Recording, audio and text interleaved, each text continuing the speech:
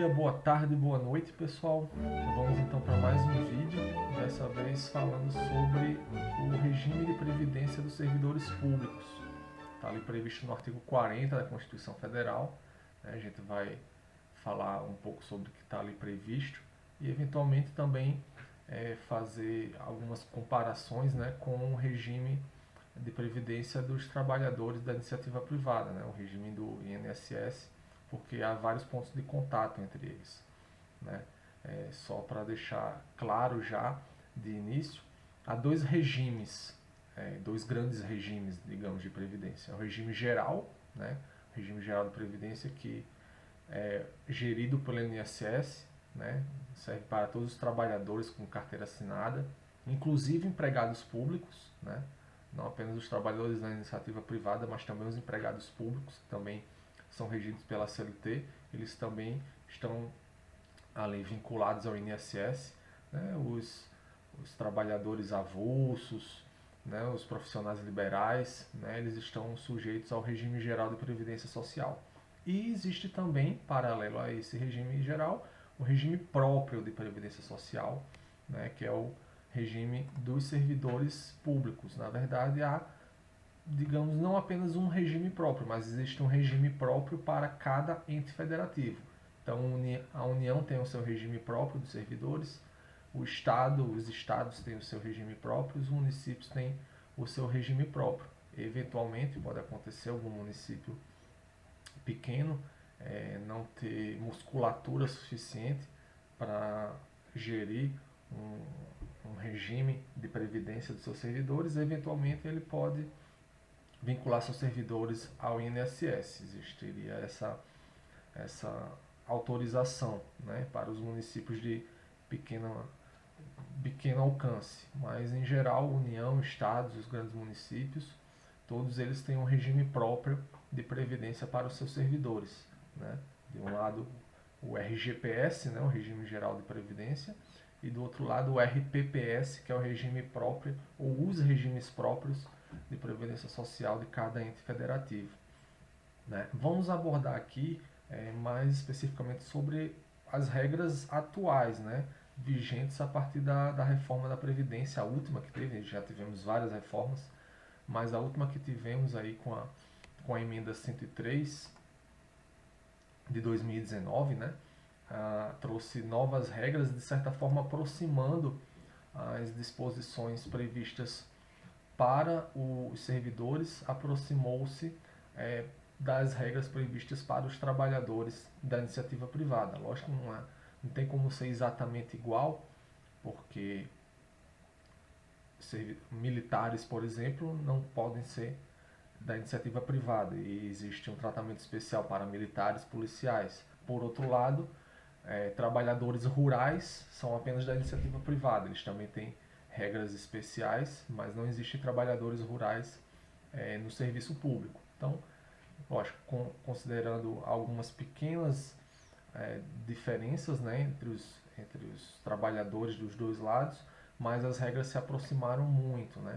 E hoje nós temos, vamos aqui falar mais especificamente dos servidores públicos, como está lá previsto no artigo 40, há três possibilidades de aposentadoria.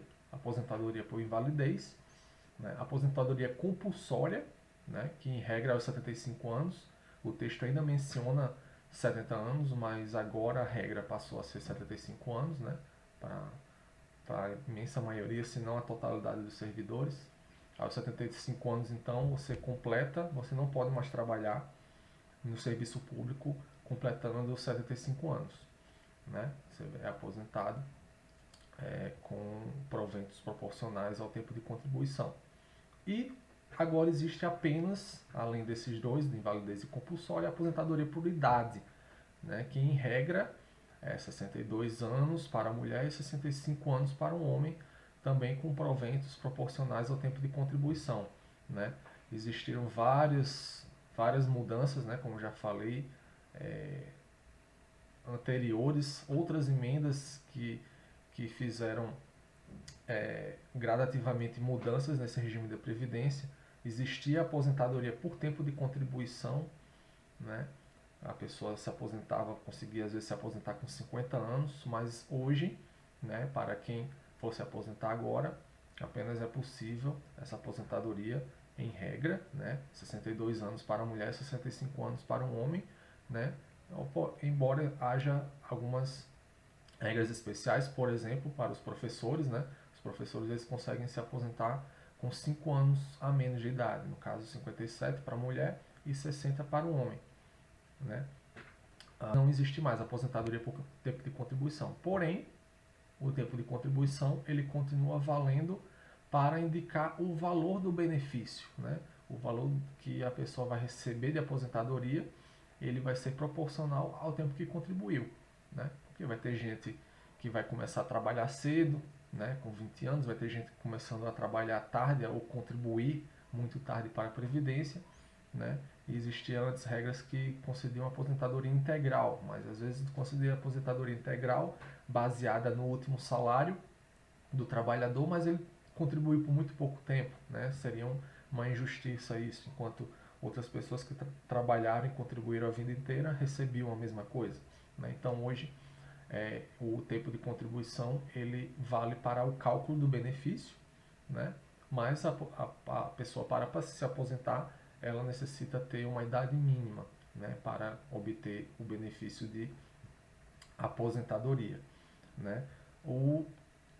Agora vamos falar em relação ao valor especificamente, né? O valor do benefício, em regra, tanto para o regime geral quanto para o regime próprio, ele não pode ser inferior ao salário mínimo, né? E não pode superar o teto do INSS, nem mesmo no regime próprio, né?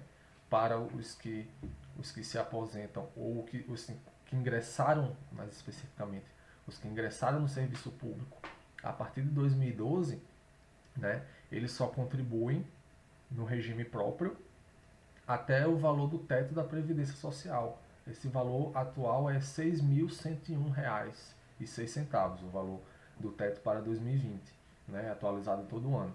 Então a pessoa, por exemplo, que ganhe R$ 10.000, né, um servidor público que ganhe R$ 10.000, e é a mesma coisa para o trabalhador da iniciativa privada, ele vai contribuir em cima daquele salário, mas até o valor do teto da Previdência. Ele só vai contribuir para a Previdência, seja no regime geral, seja no regime próprio, até o valor do teto do INSS, né? Até esse 6.101.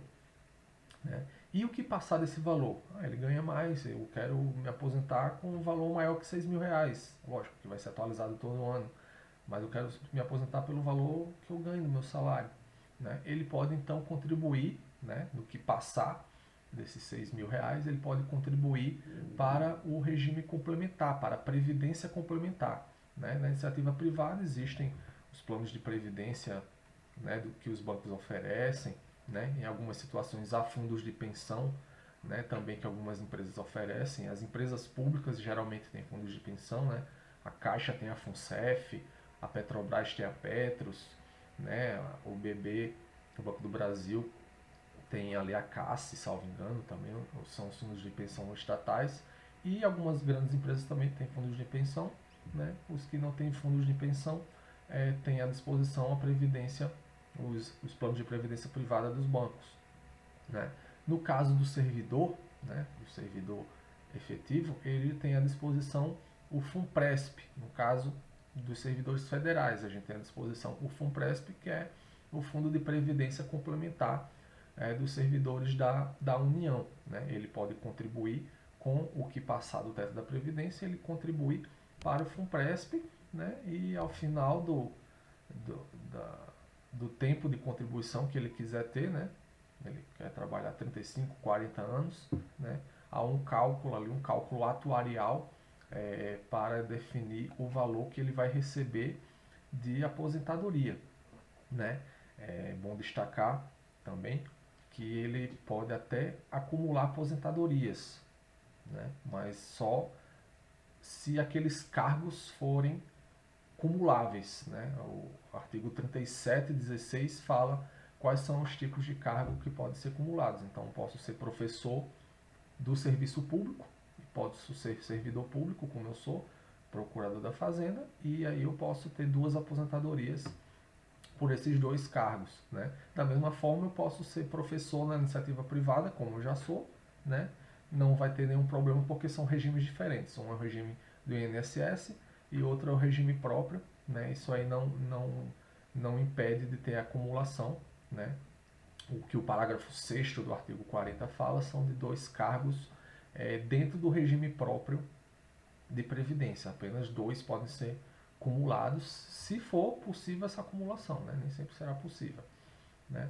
E, por fim, né, vale destacar que os servidores que não estão em atividade, né, os aposentados, né, no caso, também contribuem para a Previdência, né? Os parágrafos 18 e 21, eles falam, do artigo 40, eles falam de como se dá essa contribuição do aposentado servidor público, né? Muito deve se destacar, né, que esses servidores aposentados, né, antigos, eles recebem acima do teto do INSS. Muitos deles recebem acima do teto do INSS, né? Eles tinham benefícios diferenciados, né? As regras eram diferentes na época que eles se aposentaram, né? Então, por eles receberem acima do teto do INSS, né, em regra, eles devem contribuir, né, para a Previdência, tal como um servidor ainda em atividade, com um percentual que vai ser calculado sobre o valor que ultrapassa esse teto do INSS. E no caso, se ele tiver uma doença incapacitante, vai ser o valor vezes 2, né, o que ultrapassa o teto do INSS dobrado, que seria, no caso, atualmente R$ 12.202. Ok, pessoal? Era isso que eu tinha para falar sobre a Previdência dos Servidores. Fico à disposição, perguntem, comentem. Um forte abraço e até a próxima.